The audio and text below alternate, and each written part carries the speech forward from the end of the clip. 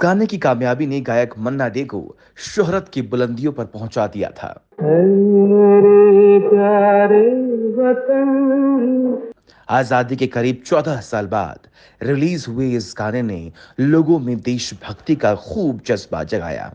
तुझको दिल कुर्बान।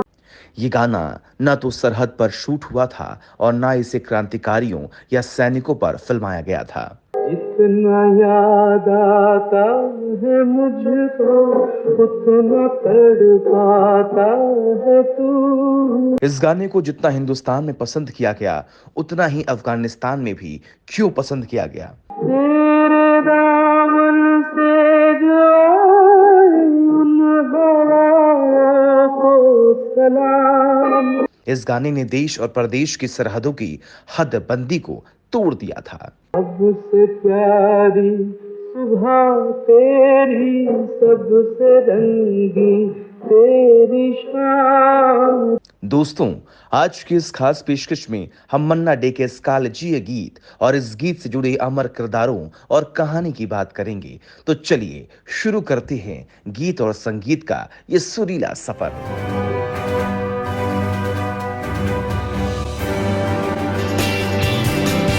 तू ही मेरी आरज़ू, तू ही मेरी आबरू। गायक मन्ना डे ऐसे फनकार थे जो चाहें कॉमेडियन के लिए गाएं या फकीर के लिए, हीरो के लिए गाएं या किसी सामान्य कैरेक्टर के लिए, उनके गाने उस कैरेक्टर की पहचान से जुड़ जाते थे। उन्होंने जिन किरदारों के लिए गीत गाए, वो किरदार इतिहास के पन्नों पर अमर हो गए। जिंदगी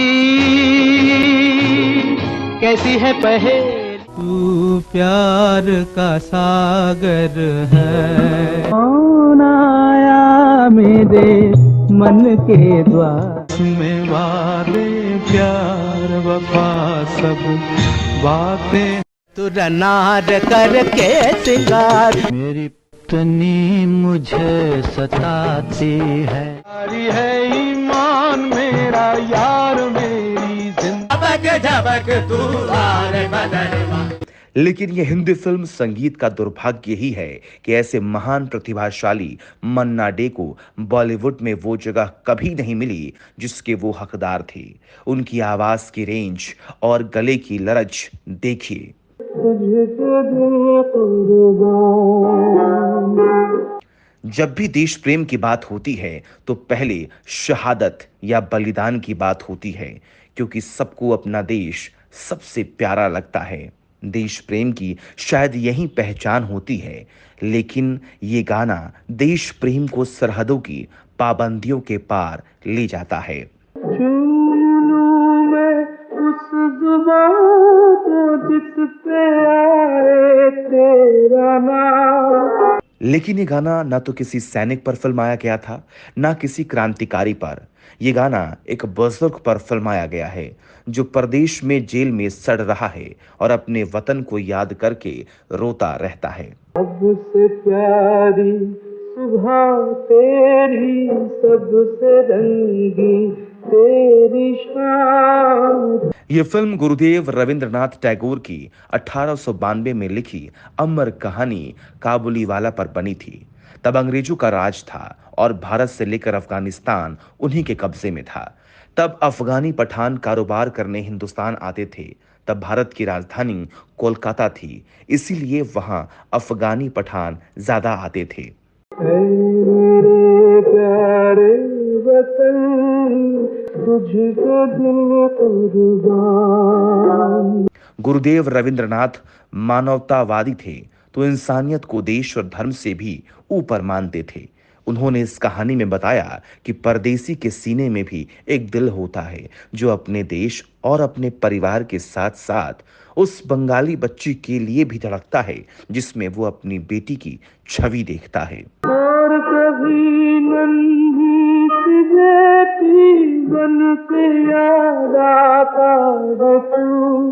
गुरुदेव टैगोर की कहानी पर बनी इस फिल्म में लीड रोल बलराज साहनी ने किया, जो उनके द्वारा स्थापित शांति निकेतन के विश्व भारती विश्वविद्यालय में हिंदी के शिक्षक भी रहे थे। इसमें नन्ही बच्ची की मिली भूमिका निभाई थी शर्मिला टैगोर की बहन बेबी सोनू ने, जो रिश्ते में गुरुदेव की नातिन थी।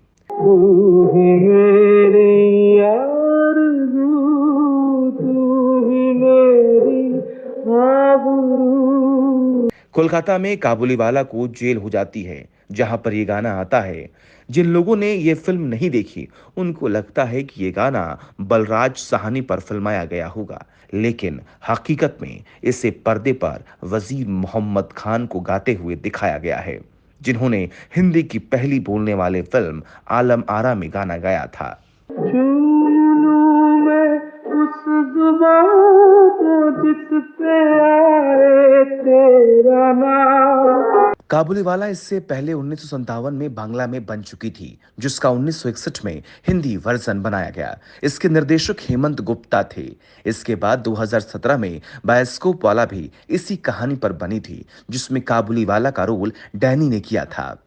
साल 1961 में रिलीज हुई काबुलीवाला का म्यूजिक सलील चौधरी ने दिया था, जो खुद भी बेहतरीन गीतकार और सिंगर थे। वो भी देशभक्ति वाले गानों का म्यूजिक देने के लिए मशहूर थे।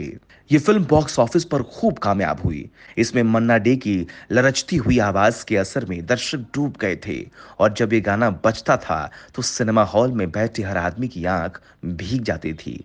इसकी सफलता के बाद मन्ना डे शोहरत के बुलंदियों पर जा पहुंचे। तू ही मेरी आरज़ू, तू ही मेरी आबरू।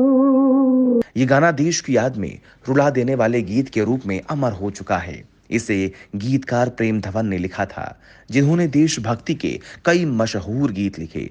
वे गीतकार होने के साथ ही कोरियोग्राफर भी थे। इस गीत की बुनावट उन्होंने इतने महीन और सटीक शब्दों के साथ की कि चाहे इसे हिंदुस्तानी सुने या अफगानी, सबकी आंखें डबडबाने लगती हैं। चूम लूं मैं उस जुबां को जिस पे आए तेरा नाम। गुरुदेव रविंद्रनाथ टैगोर ने हमारा राष्ट्रगान लिखा है। उनके गानों पर बंगाल में रविंद्र संगीत की परंपरा है। इसके बावजूद उनकी लिखी कहानी में किसी और का गीत गाया जाए और वह इतना लोकप्रिय बन जाए, ये भी कमाल काबुलीवाला फिल्म में हुआ था। इस गाने में मरने मारने की बात किए बिना अपने वतन को बेहद मार्मिक ढंग से याद किया गया है। इसमें प्रेम धवन की कल्पना का तिलिस्म है। बलराज साहनी की कभी न भुलाई जा सकने वाली भूमिका का चमत्कार और मन्ना डे की आवाज का जादू है। ऐ मेरे प्यारे वतन, ऐ मेरे बिछड़े चमन। इस गाने से दर्शकों पर मन्ना डे की आवाज का जादू स्थायी रूप से छा गया था। उनके पिता उन्हें वकील बनाना चाहते थे, लेकिन उनकी दिलचस्पी संगीत में थी। वो शास्त्रीय संगीत के मास्टर थे। कठिन से कठिन बंदिशों को भी हंसते खेलते गा लिया करते थे। फिल्मों में बतौर प्लेबैक सिंगर उनकी शुरुआत 1942 में फिल्म तमन्ना से हुई थी। बाद में उन्होंने राज कपूर के लिए भी कई गाने गाए। इकरार हुआ है, ये रात भीगी भीगी, ये मस्त फिजाएं। का हाल सुने दिल वाला, सीधी सी बात न मिर्च मसाला, कैसे रहेगा। लेकिन काबुलीवाला के इस गीत का जादू अमिट है। लेजेंड सिंगर मोहम्मद रफी ने एक बार कहा था कि आप लोग मेरे गाने को सुनते हैं, लेकिन मैं मन्ना डे के गानों को ही सुनता हूं। 6 दशक तक अपनी आवाज का जादू चलाने वाले मन्ना डे ने करीब 4000 गाने गाए।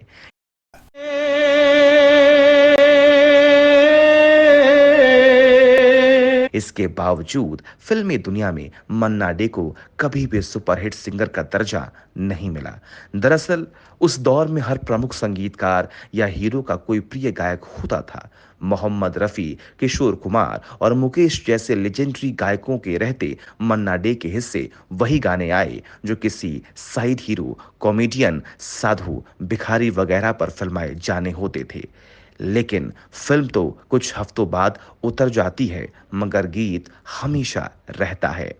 मन्ना डे ने किन के लिए गीत गाए, ये आज कई लोगों को याद नहीं होगा, लेकिन कई गाने महज उनकी गायकी की वजह से लोग सुनते हैं।